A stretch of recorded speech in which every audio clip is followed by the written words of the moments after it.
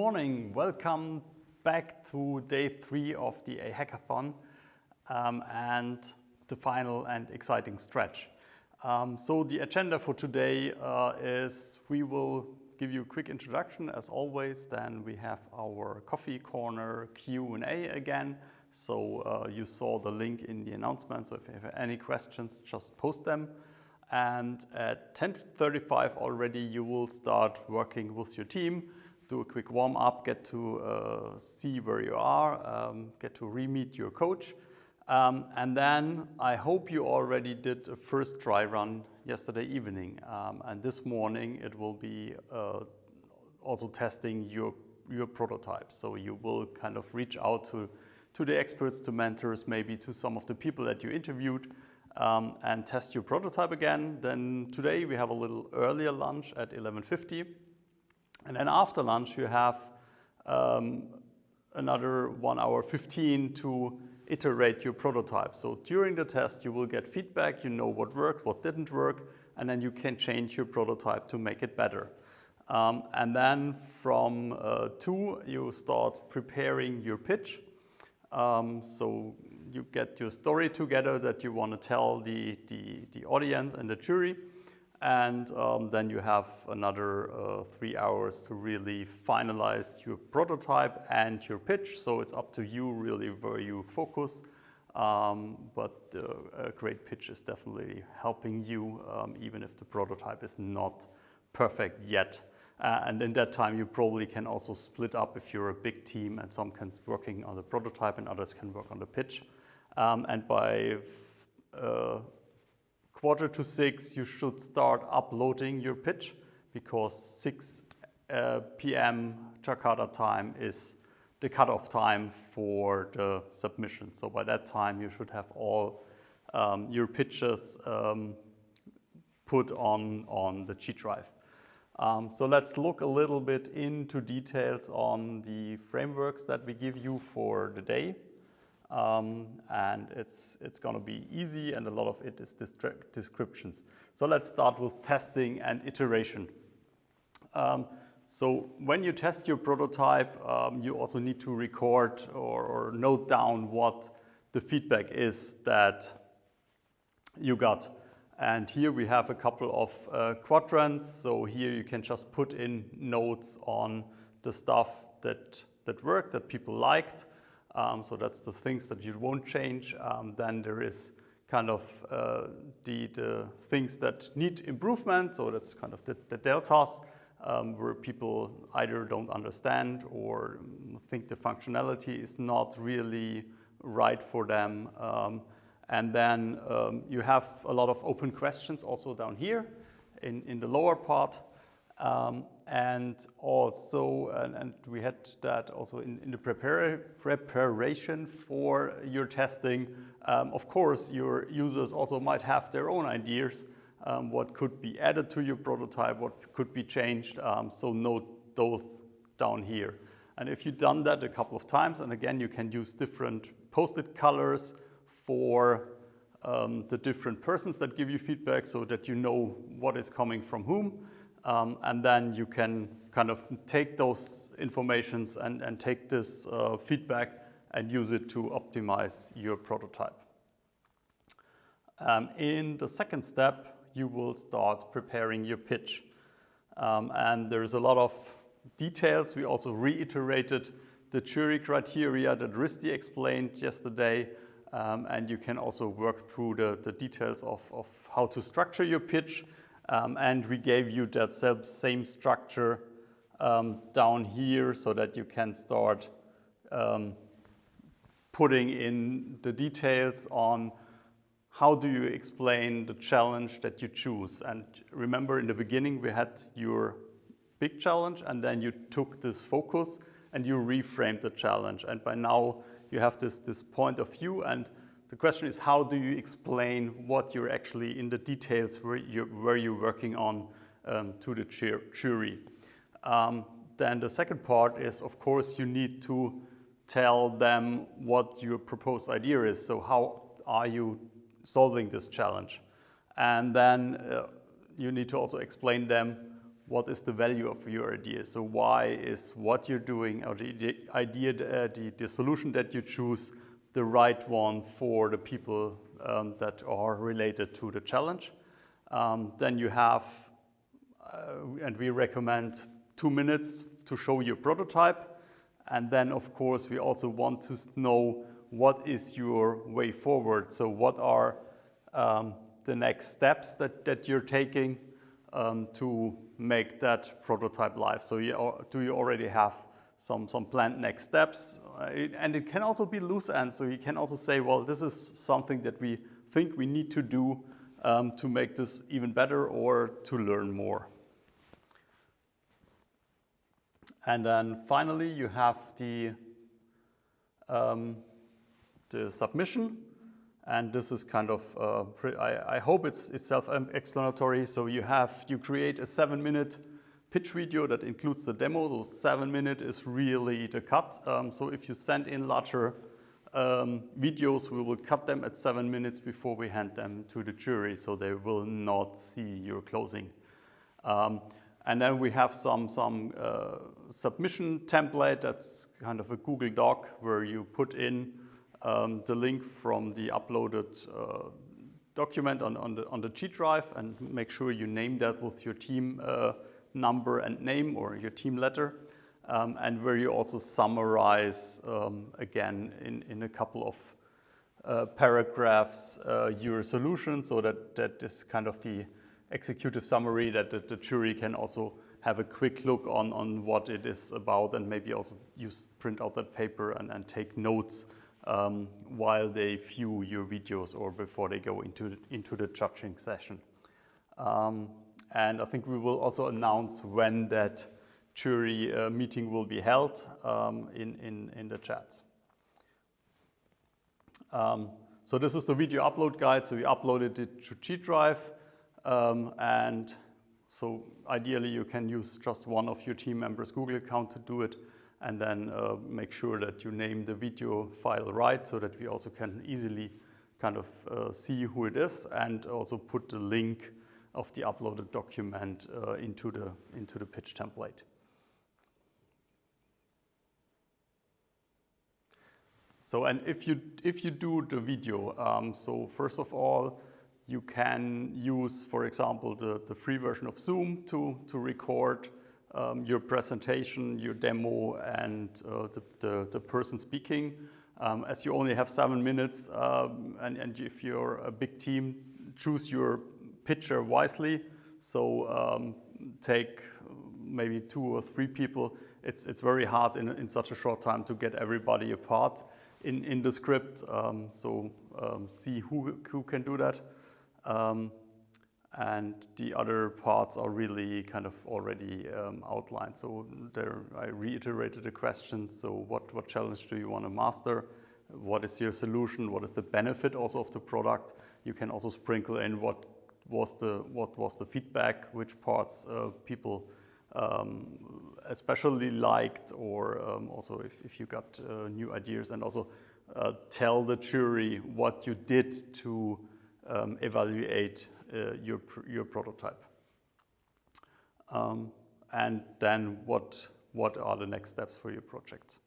And script that and do it over and over again. So a pitch kind of evolves over the days. So don't spend all the time on the prototype and then try to get a pitch together in the last 15 minutes, really throughout the day. And we will have also some mentors coming in, do dry runs. So ideally, once you have the first script of the pitch done, then just give it a try. It's very rough. You just play with it. You just do it on the spot with your descriptions, and then you will also learn from your teammates what works, what doesn't work, and you can refine it. Because if you try to make it perfect the last minute, it won't probably be that perfect.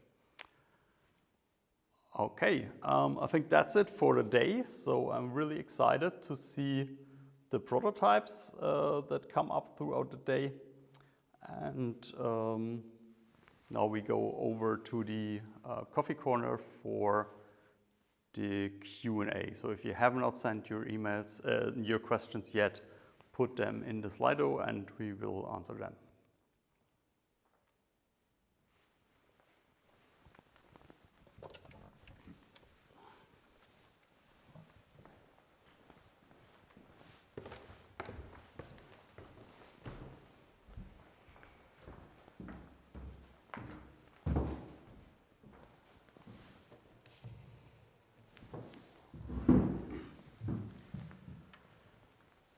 So here we are.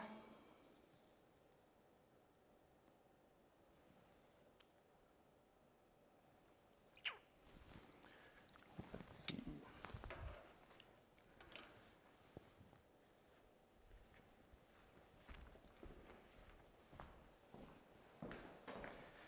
And as you can see, there's also a second coffee, of course. I'm also here. It's not 2 coffees of Michael. So good morning, everyone, also from my side. You can even see maybe it's again like now 13 minutes after 5 a.m. here in Berlin. So kind of early, that's why we still need our morning coffee. And you also see we iterated also like our setting a little bit. So yeah, do we have already some questions? Yes, we have. Just kind of missing the controls here.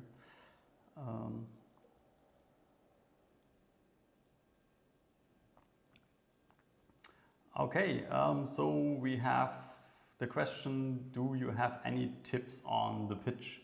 So I already gave you my recommendations for what to look for in the pitch. So maybe Toby can chime in what makes a great pitch. Exactly. So I mean, when you are thinking about this 7 minutes video, and Michael already covered it, right? What kind of steps you should follow to create this kind of really great storytelling.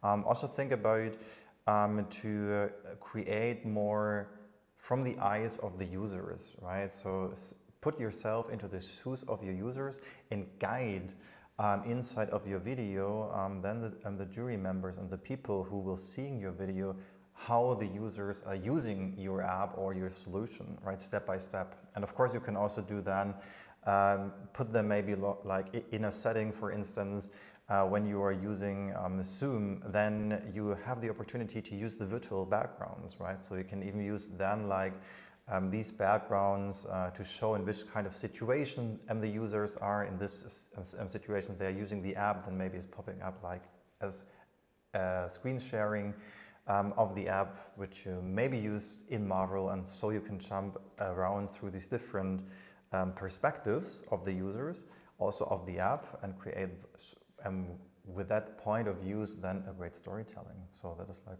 from my end on what I can say. Okay, thank you. So why can't I switch to the next number? Maybe it's the different window, right? Yesterday was another window. That one. Yeah, but that doesn't have the controls. So the second questions that we have is, and I'll fix the screen while Toby is answering it. So what makes a project or pitch stand out? That is a really good question. What makes it stand out? I mean, what I already covered, so try to also put some emotions into it.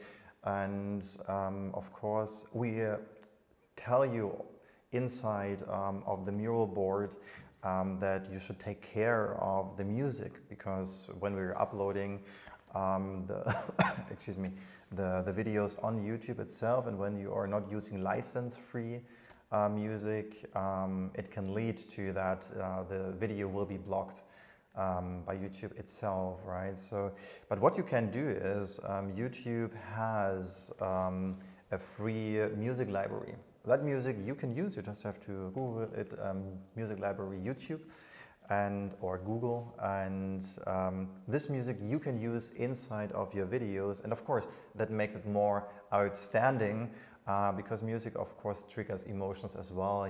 You can underline these different situations, right? You can even do, like I said before, with a virtual background, some role play. Role play makes it also more fun to see.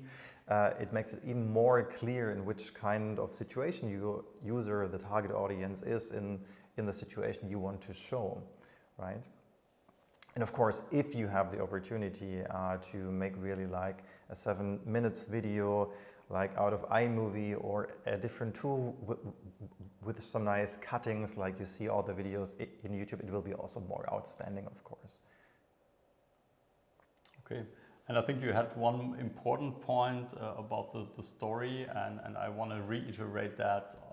We talked a lot about empathy also in the user research to really understand what this situation does to the people that are affected and are in the process of resolving that on both sides, the kind of the beneficiaries or the people affected by the crisis, and also the people that kind of are in this environment where they need to help them and show us their feelings and frustrations, and then really tell a story. And then to tell a story, you need those details and make it very specific, right? So so you won't have a very convincing pitch if you just sell us the individual features of your solution.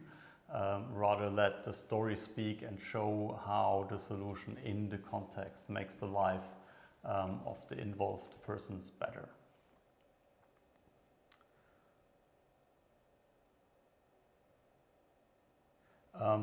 There's this next question is, should the project be fully functional, or can we use images and describe their functions? Yes, you definitely can. As I mentioned in the beginning when I talked about the prototype and also about the length of the hackathon, we don't expect you to create a fully functional app in 2 days. Even if you work the whole night, you need to be a very skilled and experienced developer to go get even close to that. Yes, you can use pictures and also your Figma or XD prototypes or the Marvel stuff that you did to show us how the app functions. If you have a couple of, if you have also a kind of a baseline of an implementation, show that as well. But we want to understand also where you want to go to with this application. So it does not have to be fully functional. Yeah, exactly. And what I want to add to that is when you just use pictures, of course, and Marvel as well is just using pictures in this click prototypings. But you have to take care if when you are recording the videos that for your audience it will be clear on which kind of button you want to click to come to the next picture, right?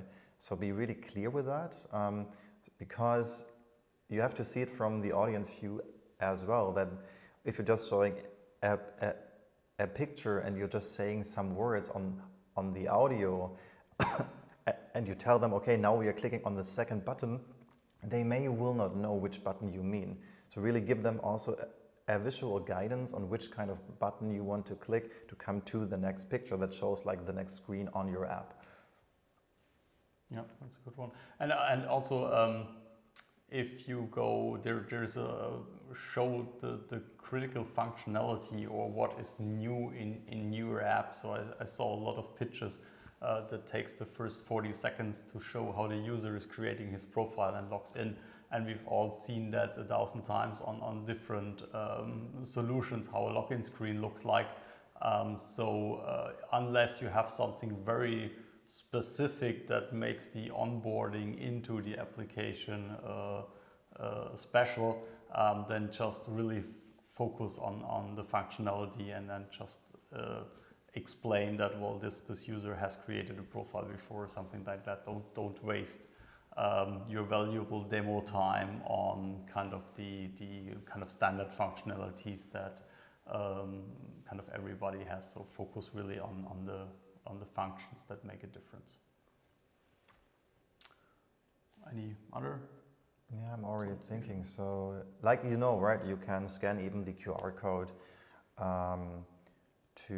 send some questions. So now you have the time to ask us something that is maybe helpful for you, of course, when we are covering right now, before you're now starting to test your prototypes or to finalize them and then testing, and then also to record them at the end of the day.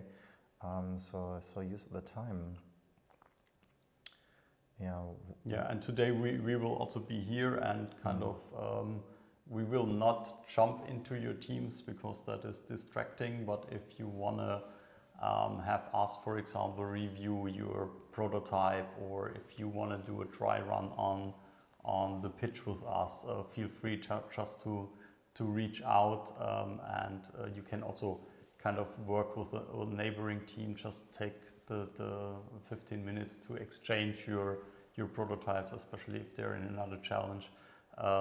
Then just show them your pitch, let them show your pitch to them, and let them show their pitch, and give each other feedback, and use the mentors, use us, use your coaches, and start early. So ideally, once you have the first, you should show your prototype at least a couple of times this morning to different people, and also with the prototype, once you have this small slot where you prepare the story, immediately try it out, and don't do whatever lengthy scripting of each word, just because you should also come over natural as a team, and that's also something that you can include in the pitch. Why are you the team that can make this application work and bring it forward? Should our pitch include a business plan? I would say no. It doesn't have to include a business plan, because I guess a lot of the applications in those areas have a public funding, I would expect, but Gaynor and Risti can clarify that. But we don't expect a business plan, and in our usual Impact Week formats, we also focus on the viability aspect, so on the business side. But this is a hackathon. We have more time on your prototyping, so we also amended that from the agenda. So don't go too much into details on a business plan unless you have kind of a customer-facing application and you have a very clear idea how you can make money with that, or if you have other really good idea, then you can include it on the business side, but that's not the focus for the hackathon. How can we explain the scalability of our prototype? This is a difficult question because it's without explanation on what you mean with scalability, and maybe whoever wrote that can just write a follow-up question and outline a bit what you mean on scalability, because there is scalability in terms of the load on the application, which is more on the IT infrastructure side. So do you have a special software architecture that allows for really massive scaling? And on the other side, scaling is also when you kind of have a plan for if you create a startup company around that idea. Scaling is also going from one country to the next and then going global. So if you have a clear plan already in your next step, that your prototype should first be implemented in the Philippines and then you want to go to Malaysia or whatever, then you can outline that. But as we are talking for the whole ASEAN region, my immediate basic recommendation would be to that it's applicable anyway for the whole region. Yeah.